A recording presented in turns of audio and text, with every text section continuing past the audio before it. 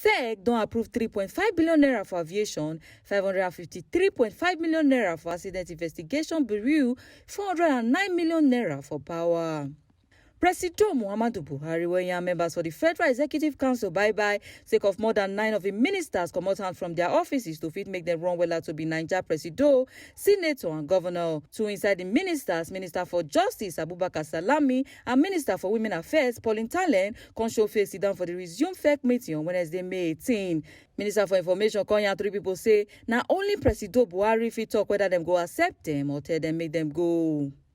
The final decision on who is going, who is coming back, who is not going lies with Mr. President. I think you need to give me more time so that I can tell you exactly what the situation is. Minister for Information and Culture, Lai Mohammed, talk say the council don't approve plenty memorandum when include the new National Agricultural Technology Innovation Policy. The policy is also going to help and promote knowledge creation and transfer, impact on quality extension service delivery due to the enhanced technology adoption, to strengthen value chain for priority crops, fisheries, and to support establishment of functional models of franchise, grazing reserves, and integrated meat and dairy processing, among others.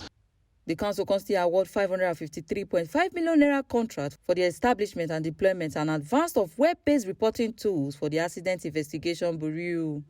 This technology is going to aid the Accident Investigation Bureau to be able to communicate findings of accident investigations in a modern web-based format. For aviation sector, they can approve 3.5 billion naira for them to buy property for Abuja so that all their agencies go to the same building. It can say them don't approve upward review for existing contract for the construction of 232 kilometers Yola, Song, Gombe, Mobi, Kolako 132 kV double circuit transmission line. The contract say them still approve 409 million naira for Ministry for Power to repair circuit breakers wey no good.